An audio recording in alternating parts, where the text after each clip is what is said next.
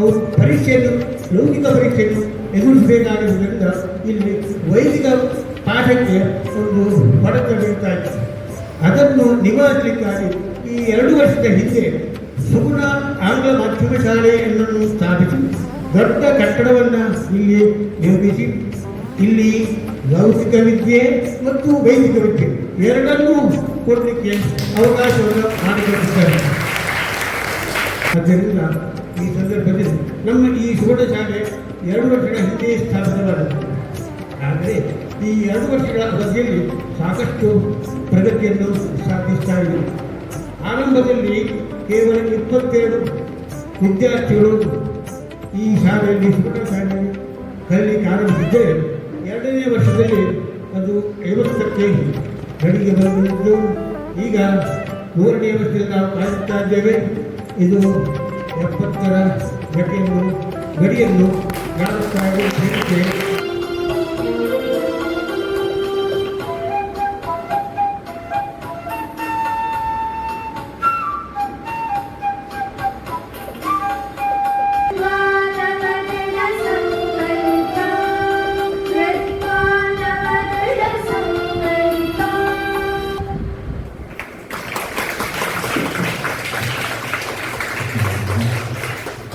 ಧನ್ಯವಾದಗಳು.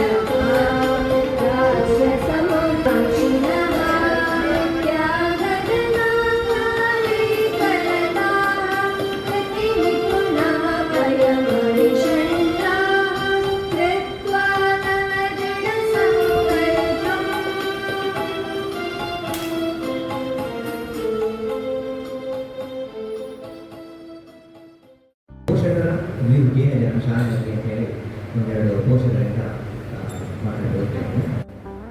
ನನಗೆ ಹೆಮ್ಮೆ ಆಗ್ತಾ ಇದೆ. ನಾನು ತೆಗೆದುಕೊಂಡಂಥ ಒಂದು ಉತ್ತಮ ನಿರ್ಧಾರ, ಅತ್ಯುತ್ತಮ ನಿರ್ಧಾರ ಆಗಬೇಕು.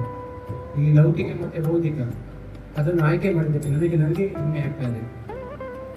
ಅವನು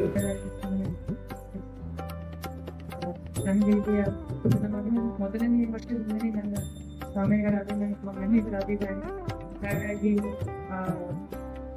ನನ್ನ ಮಗನ ಮೊದಲ ವರ್ಷದಿಂದ ಇಲ್ಲಿ ಸೇರಿಸಿ ನನಗೆ ಶಿಕ್ಷಕರಿಂದ ಎಲ್ಲರೂ ನನಗೆ ಖುಷಿ ಕೊಟ್ಟಿದೆ.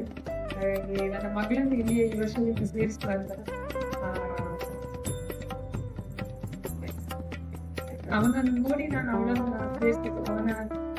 ಅವನ ಬಿಹೇವಿಯರ್ ನೋಡಿ ಶ್ರೀಲಕ್ಷ್ಮಿಯನ್ನು ಇಲ್ಲಿಗೆ ಸೇರಿಸ ಅಂದ್ರೆ ನಾನು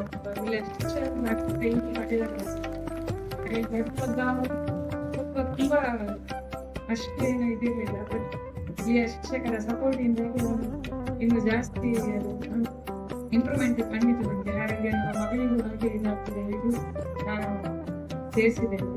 ಹಾಗಾಗಿ ತುಂಬಾ ಧನ್ಯವಾದಗಳು ಸುಗುಣ ಸ್ಕೂಲಿಗೆ ಹಾಗೂ ಎಲ್ಲ ಶಿಕ್ಷಕರು. ನಾವೇನು ವೈದಿಕ ಇಂಜಿನಿಯರಿಂಗ್ ನಾನು ಐಟಿ ಎಂಪ್ಲಾಯ್ ಆಗಿ ಬಟ್ ನನಗೆ ನಮ್ಮ ಹೆಂಡತಿಗೆ ನಮ್ಮ ವೈದಿಕ ಆಸಕ್ತಿ ನಾವೇನು ಮಾಡ್ತಾ ಹೋಗಲ್ಲ. ಹಾಗೆ ನನ್ನ ಮಗಳಿಗೆ 10th ವರೆಗೆ ಕಲಿಕೆ ಆಗ್ತದೆ ಕಲಿಬೇಕಾಗಿತ್ತು ಬೇರೆ ಬಟ್ ಎಷ್ಟು ಬೇರೆ ಕಲಿಕೆ ಈಗ ಕಲಿಕೆ ತುಂಬಾ ಚೆನ್ನಾಗಿ ಕಲಿತಾ ಇದ್ದಾರೆ. ಮತ್ತೆ ನಾವೆಲ್ಲ ಶಾಲೆಗೆ ಹೋಗ್ಬೇಕಾದ್ರೆ ಟೀಚರ್ಸ್ ಹೇಳ್ತಾ ಇದ್ವಿ ಈ ಕಡೆ ಬಟ್ ಈಗ ನನ್ನ ಮಗಳ ಶಾಲೆ ಕರ್ಕೊಂಡು ಹೋಗ್ಬೇಕಾದ್ರೆ ಟೀಚರ್ ನೋಡಿದ್ರೆ ಟೀಚರ್ ಒಟ್ಟಿಗೆ ಅವಳು ಹೊಡೆಯುತ್ತಾರೆ. ನಮ್ಮ ಬೇರೆ ಮಕ್ಕಳು ಫ್ರೆಂಡ್ಲಿ ಆಗಿ ಆದರ್ಶ ಮಾಡ್ತಾ ಇರ್ತಾರೆ. ಟೀಚರ್ಗೆ ರೆಸ್ಪೆಕ್ಟ್ ಕೊಟ್ಟು ರೆಸ್ಪೆಕ್ಟ್ ಇರ್ತಾರೆ ಗೊತ್ತಿಲ್ಲ ಅಂತಲ್ಲ ಎಲ್ಲರೂ ಫ್ರೆಂಡ್ಲಿ ಆಗಿ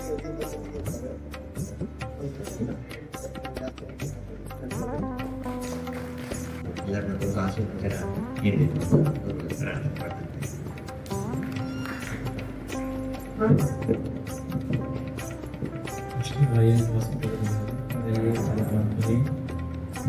क्लेशनाशाय गोविंदाय नमः। व्यासाय वदाशाय श्रीशाय विनाशाय नित्याय शुद्धविद्याय मुक्ताय च नमः। प्रथमो हनुमन्नाम द्वितीयो भीम एव च पूर्णपुरुषः तृतीयस्तु भगवत्पादशाली। बुद्धिं विष्णुधीर्यं निर्भयत्वम् अरोगता अजाड्यं वाक्पटुत्वं च सर्वमस्मदात्मने नापादमोसदीपं गुरुवाक्तिस्मरे वेदविद्वाः विनश्यन्ति सिद्ध्यन्ति च मनोरथाः स्वीकुरुभवन्। ಇವತ್ತು ನಮಗೆಲ್ಲರಿಗೂ ಕೂಡ ನೂತನ ವರ್ಷ ವಿದ್ಯಾರಂಭದ ಒಂದು ವರ್ಷ ಪ್ರಾರಂಭವಾಗಿದೆ. ನಮಗೆಲ್ಲರಿಗೂ ಕೂಡ ಸಂತೋಷವಾಗಿದೆ ಅಥವಾ ಟೆನ್ಷನ್ ಆಗಿದೆ. ರಜೆಯನ್ನು ಮುಗಿಸಿ ಆಮೇಲೆ ಮತ್ತೆ ಪುನಃ ಈಗ ಶಾಲೆ ಆರಂಭ ಆಯಿತು ಹೇಳಿದರೆ ಎಲ್ಲ ಸಂತೋಷ. ಯಾಕೆಂದರೆ ನಮ್ಮ ಜೊತೆಗಿರುವ ಎಲ್ಲ ಮಕ್ಕಳನ್ನು ಮತ್ತೊಮ್ಮೆ ನಾವು ಹಾಗಾಯಿತು ಮತ್ತೆ ಶಾಲೆ ಪ್ರಾರಂಭವಾಯಿತು. ಯಾರಿಗೆ ಶಾಲೆ ಪ್ರಾರಂಭ ಆಯಿತು ಅಂತೇಳಿ ಟೆನ್ಷನ್ ಆಗ್ತದೆ ಅವರು ಸರಿಯಾಗಿ ಓದುವುದು ಸಂತೋಷದಲ್ಲಿ ಓದಬೇಕು.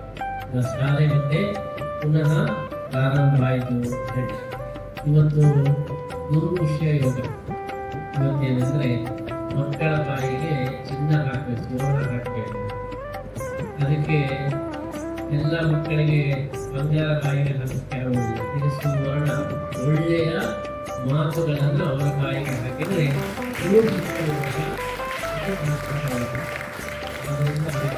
ಇವತ್ತು ಸುವರ್ಣ ಶಾಲೆ ಶ್ರೀಕೃತಿಗೆ ಸುಗುಣ ಸ್ಕೂಲ್ ಏನಿದೆ ಅದು ಸುವರ್ಣ ಸ್ಕೂಲ್. ಒಳ್ಳೆಯ ಮಾತುಗಳನ್ನು ನಮ್ಮ ಮಕ್ಕಳು ಹೇಳಬೇಕು ಅಂತ ಹೇಳಿ ನಮ್ಮ ಗುರುಗಳ ಆದೇಶಾನುಸಾರವಾಗಿ ಇದಕ್ಕೆ ಸುಗುಣ ಸ್ಕೂಲ್ ಅಂತ ಹೇಳಿ ಹೆಸರಿಟ್ಟಿದ್ದೇವೆ. ನಮ್ಮ ಉದ್ದೇಶ ಮಕ್ಕಳಿಗೆ ವಿದ್ಯೆಯ ಜೊತೆಗೆ ಒಳ್ಳೆಯ ಗುಣಗಳು ಬರಬೇಕು. ಸಾಮಾನ್ಯವಾಗಿ ವಿದ್ಯೆ ಅನೇಕರಿಗೆ ಬರುತ್ತದೆ ಮಾರುಕಟ್ಟೆಗಿಂತ, ಆದರೆ ಆಮೇಲೆ ತಂದೆ ತಾಯಿಗಳನ್ನು ಬೈಯುವುದು ಇದೆಲ್ಲ ಶುರುವಾಗ್ತದೆ. ಅದು ನಿಜವಾದ ವಿದ್ಯೆ ಅಲ್ಲ. ವಿದ್ಯೆಯ ಜೊತೆಗೆ ಗುಣಗಳು ಬೇಕು. ಅದಕ್ಕೋಸ್ಕರ ಸುಗುಣ ಸ್ಕೂಲು ಅಂತ ಹೇಳಿ ನಾವು ಹೆಸರಿಟ್ಟಿದ್ದೇವೆ. ಅಂತಹ ಸುಗುಣ ಸ್ಕೂಲು ಇವತ್ತು ಸುವರ್ಣ ಪ್ರಾಶನದ ಜೊತೆಗೆ ಇವತ್ತು ಪ್ರಾರಂಭವಾಗ್ತಾ ಇರುವುದು ಗುರುಗಳ ವಿಶೇಷ ಅನುಗ್ರಹಕ್ಕೆ ಕಾರಣವಾಗ್ತದೆ ಅಂತ ನಾವು ಭಾವಿಸ್ತಾ ಇದ್ದೇವೆ. ಎಲ್ಲ ಪೋಷಕರು ನಮ್ಮ ಮೇಲಿನ ನಂಬಿಕೆ ವಿಶ್ವಾಸದಿಂದ ಒಳ್ಳೆಯ ನಿರೀಕ್ಷೆಯ ಜೊತೆಗೆ ಮಕ್ಕಳನ್ನು ಕಳಿಸಿಕೊಟ್ಟಿದ್ದೀರಿ. ನಮ್ಮ ಅಧ್ಯಾಪಕರಿಂದ ಅದೇ ರೀತಿ ನಮ್ಮ ಎಲ್ಲ ನೌಕರ ವರ್ಗದ ಮೇಲೆ ವಿಶೇಷವಾದ ಅಭಿಮಾನದಿಂದ ನಿರೀಕ್ಷೆಯಿಂದ ಕಳಿಸಿಕೊಟ್ಟಿದ್ದೀರಿ. ಅದಕ್ಕೆ ಸರಿಯಾಗಿ ನಾವು ಸಂಪೂರ್ಣ ಶ್ರದ್ಧೆಯಿಂದ ಈ ಒಂದು ಶಾಲೆಯ ಎಲ್ಲ ವಿದ್ಯಾಭ್ಯಾಸದ ಕಾರ್ಯಗಳನ್ನು ಮಾಡ್ತೇವೆ ಎನ್ನುವಂತಹ ಭರವಸೆಯನ್ನು ಕೂಡ ನಾವು ಇಟ್ಟುಕೊಂಡಿದ್ದು ತಂದೆ ತಾಯಿಗಳು ಒಳ್ಳೆಯ ನಿರ್ಧಾರವನ್ನು ಮಾಡಿದ್ದೀರಿ. ಮಕ್ಕಳಿಗೆ ಬಾಲ್ಯದಲ್ಲೇ ನೀವು ಈ ಒಂದು ಅವಕಾಶವನ್ನು ಕೊಟ್ಟದ್ದು ಅದು ಬಹಳ ದೊಡ್ಡ ನಿರ್ಧಾರ. ನಾವೆಲ್ಲ ಚಿಕ್ಕದಿರುವಾಗ ಇಂತಹ ಅವಕಾಶಗಳೇ ಇಲ್ಲ. ಆದರೆ ಈಗ ನಮಗೆ ಅನಿಸ್ತು ಮಕ್ಕಳು ನಮ್ಮ ಒಂದು ಸಂಸ್ಕಾರದ ಜೊತೆಗೆ ವಿದ್ಯಾಭ್ಯಾಸವನ್ನು ಮಾಡಿದರೆ ಉತ್ತಮವಾದಂತಹ ಪ್ರಜೆಗಳಾಗಲಿಕ್ಕೆ ಸಾಧ್ಯ ಇದೆ. ಅದಕ್ಕೋಸ್ಕರ ಈ ಒಂದು ಹೊಸ ಕಲ್ಪನೆಯ ಹಿನ್ನೆಲೆಯಲ್ಲಿ ಇದನ್ನು ಪ್ರಾರಂಭ ಮಾಡಿದ್ದು ಅದಕ್ಕೆ ನೀವೆಲ್ಲರೂ ಪೋಷಕರು ಅದಕ್ಕೆ ಸ್ಪಂದಿಸಿದ್ದಕ್ಕೆ ನಾವು ತುಂಬ ಸಂತೋಷವನ್ನು ವ್ಯಕ್ತಪಡಿಸ್ತಾ ಕೇವಲ ನಮ್ಮ ಸ್ಕೂಲಿನ ಮೇಲೆ ಮಾತ್ರ ಜವಾಬ್ದಾರಿಯನ್ನು ನೀವು ಹಾಕಬೇಡಿ. ನೀವು ಕೂಡ ಜೊತೆಯಾಗಿ ಮಕ್ಕಳ ಒಂದು ವಿದ್ಯಾಭ್ಯಾಸಕ್ಕೆ ನೀವು ಭಾಗಿಗಳಾಗಬೇಕು. ಶಾಲೆಗೆ ಕಳಿಸಿಕೊಟ್ಟ ತಕ್ಷಣ ಎಲ್ಲ ನಮ್ಮ ಜವಾಬ್ದಾರಿ ಮುಗಿಯಿತು ಅಂತ ಹೇಳಿ ನೀವು ಭಾವಿಸಬಾರದು. ನಮ್ಮ ಶಾಲೆಯ ಏನೇನು ಪಾಠವನ್ನು ಹೇಳಿಕೊಟ್ಟಿದ್ದಾರೆ, ಸಂಸ್ಕಾರವನ್ನು ಹೇಳಿಕೊಟ್ಟಿದ್ದಾರೆ, ಅದು ಮನೆಯಲ್ಲಿ ಅವರು ಭಾಗ ಮಾಡ್ತಾ ಇದ್ದಾರೆ ಎಂಬುದನ್ನು ನೀವು ಕೂಡ ಗಮನಿಸುವುದು ಮಕ್ಕಳು ಕೂಡ ಅನುಸರಿಸಿಯಿಂದ ಪ್ರಾರಂಭ ಮಾಡಬೇಕು. ಮುಖ್ಯವಾಗಿ ನಾವು ಮಕ್ಕಳಿಗೆ ಹೇಳುವುದೇನೆಂದರೆ ನಿತ್ಯ ತಂದೆ ತಾಯಿಗಳಿಗೆ ನಮಸ್ಕಾರ ಮಾಡಬೇಕು. ಬೆಳಿಗ್ಗೆ ಎದ್ದ ತಕ್ಷಣ ಶಾಲೆಗೆ ಬರುವಾಗ ತಂದೆ ತಾಯಿಗಳಿಗೆ ನಮಸ್ಕಾರ ಮಾಡಿ ದೇವರಿಗೆ ನಮಸ್ಕಾರ ಮಾಡಿ ಬರಬೇಕು. ಆಮೇಲೆ ನಿಮ್ಮ ಪಾಕೆಟ್ನಲ್ಲಿ ತಂದೆ ತಾಯಿಗಳ ಫೋಟೋ ಇಟ್ಟುಕೊಳ್ಳಬೇಕು. ಎಷ್ಟು ಜನರ ಹತ್ರ ಉಂಟು? ಎಲ್ಲರೂ ಕೂಡ ನಿಮ್ಮ ಪಾಕೆಟ್ನಲ್ಲಿ ತಂದೆ ತಾಯಿಗಳ ಫೋಟೋ ಇಟ್ಟುಕೊಳ್ಳಬೇಕು. ನಿತ್ಯ ತಂದೆ ತಾಯಿಗಳಿಗೆ ನಮಸ್ಕಾರ ಮಾಡಬೇಕು, ದೇವರಿಗೆ ನಮಸ್ಕಾರ ಮಾಡಬೇಕು, ಗುರುಗಳಿಗೆ ನಮಸ್ಕಾರ ಮಾಡಬೇಕು, ಅಧ್ಯಾಪಕರಿಗೆ ನಮಸ್ಕಾರ ಮಾಡಬೇಕು. ನಮಸ್ಕಾರ ಮಾಡುವುದು ಅದು ಮೊದಲ ಸಂಸ್ಕಾರ. ನಾವು ಯಾವ ಅತಿಥಿಗಳು ಬಂದರೂ ಕೂಡ ಅವರಿಗೆ ನಮಸ್ಕಾರ ಮಾಡಬೇಕು.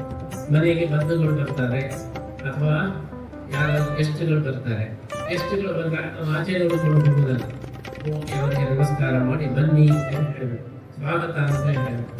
ಇದು ಒಳ್ಳೆಯ ಸಂಸ್ಕಾರ. ಯಾರಿದ್ದರೂ ಕೂಡ ನಮಸ್ಕಾರ ಮಾಡಿದರೆ ಎಂದೂ ತಪ್ಪಾಗುವುದಿಲ್ಲ. ನಮಸ್ಕಾರ ಮಾಡದೇ ಹೋದರೆ ತಪ್ಪಾಗುತ್ತೆ. ನಮಸ್ಕಾರ ಮಾಡಿದರೆ ಅದರ ಪ್ಲಸ್ ಆಗ್ತದೆ, ಅದು ಮೈನಸ್ ಎಂದೂ ಆಗುವುದಿಲ್ಲ. ಹಾಗಾಗಿ ಮಕ್ಕಳಿಗೆ ಮೊದಲನೆಯ ಪಾಠ ಏನಂದ್ರೆ ಯಾವಾಗಲೂ ಕೂಡ ನಮಸ್ಕಾರ ಮಾಡಬೇಕು. ಅದಕ್ಕೆ ಆಂಜನೇಯ ಹನುಮಂತ ಕೈ ಮುಗಿದುಕೊಂಡೇ ಇದ್ದಾರೆ, ಯಾವಾಗ ನೋಡಿದ್ರು ಕೈ ಮುಗಿದುಕೊಂಡೇ ಇದ್ದಾರೆ.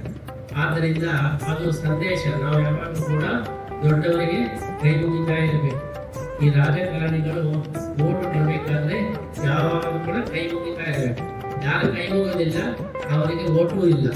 ಆದ್ದರಿಂದ ಎಲ್ಲರೂ ಬರಬೇಕಾದ್ರೆ ಯಾವಾಗಲೂ ಕೈ ಮುಗಿಬೇಕು. ಆವಾಗ ಎದುರು ಏನ್ ಕೊಡ್ಕೊಳ್ತಾರೆ, ಒಳ್ಳೆ ಮಕ್ಕಳು ಅಂತ ಹೇಳಿ ತಿಳ್ಕೊಳ್ತಾರೆ.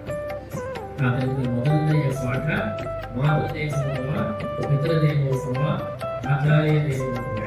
ಪ್ರತಿನಿತ್ಯ ಅಪ್ಪಮ್ಮನಿಗೆ ನಮಸ್ಕಾರ ಮಾಡಬೇಕು, ಫೋಟೋ ಇಟ್ಟುಕೊಳ್ಬೇಕು. ನಾನು ಟೆಸ್ಟ್ ಮಾಡಬೇಕು, ಯಾರ ಹತ್ರ ಫೋಟೋ ಉಂಟು ಫೋಟೋ ಇಲ್ಲ ಎಂಬುದನ್ನು ಒಂದು ಪರೀಕ್ಷೆಯನ್ನು ಮಾಡಬೇಕು. ಪ್ರತಿಯೊಬ್ಬರ ಹತ್ರದಲ್ಲೂ ಕೂಡ ತಂದೆ ತಾಯಿಗಳ ದೇವರ ಫೋಟೋ, ಗುರುಗಳ ಫೋಟೋ ಎಲ್ಲ ಇಟ್ಕೊಳ್ಬೇಕು. ಆದ್ದರಿಂದ ನಮಗೆ ಅವರ ಅನುಗ್ರಹ ಆಗ್ತದೆ, ಒಳ್ಳೆಯದಾಗ್ತದೆ. ಈ ರೀತಿ ಒಳ್ಳೆಯ ಗುಣಗಳನ್ನು ನಾವು ಸಂಪಾದನೆ ಮಾಡಿ ಅದರ ಜೊತೆಗೆ ಬಾಯಿಪಾಠ ಮಾಡೋದು, ಅದನ್ನು ನಾವು ಕಲಿಸ್ತೀವಿ. ಬಾಯಿಪಾಠ ಮಾಡೋದೇ ಒಂದು ದೊಡ್ಡ ವಿಚಾರ ಅಲ್ಲ. ಇವತ್ತೇನಾಗಿದೆ, ಬಂದಿದೆ, ಎಲ್ಲ ಬಾಯಿಪಾಠ ಮಾಡೋದು. ನಮ್ಗಿಂತ ಫಾಸ್ಟ್ ಆಗಿ, ನಮ್ಗಿಂತ ವೇಗವಾಗಿ ಎಲ್ಲವೂ ಕಲ್ತ್ಕೊಳ್ತೇವೆ. ಕಂಪ್ಯೂಟರ್ ಇದೆ, ಆದ್ದರಿಂದ ಅದು ಒಂದು ಗುಣ ಅಷ್ಟೇ ಹೊರತು ಅದೇ ಸರ್ವಸ್ವ ಅಲ್ಲ. ಆದರೆ ಪ್ರೀತಿ, ವಿಶ್ವಾಸಗಳು, ಗೌರವ, ಇದೆಲ್ಲ ಭಕ್ತಿ, ಇದೆಲ್ಲ ದೊಡ್ಡ ಗುಣಗಳು.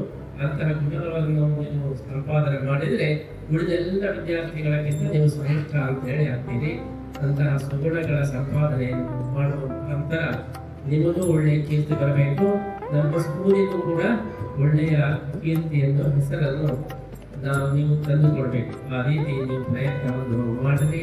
ಅದಕ್ಕೆ ಗುರುಗಳ ಅನುಗ್ರಹ ಇರಲಿ ಅಂತ ಹೇಳಿ ಈ ಸಂದರ್ಭದಲ್ಲಿ ನಾನು ಪ್ರಾರ್ಥನೆ ಮಾಡ್ತಾ ಎಲ್ಲ ಪೋಷಕರಿಗೂ ಕೂಡ ಮತ್ತೊಮ್ಮೆ ಅಭಿನಂದನೆಯನ್ನು ಸಲ್ಲಿಸ್ತಾ ನೀವು ಗೊತ್ತಿದ್ದಂತಹ ಎಲ್ಲ ವಿಪ್ರ ಬಂಧುಗಳಿಗೂ ಕೂಡ ಇದರ ಒಂದು ಉಪಯೋಗವನ್ನು ಪಡೆಯುವುದಕ್ಕೋಸ್ಕರ ನೀವು ಸೂಚನೆ ಕೊಡಬೇಕು.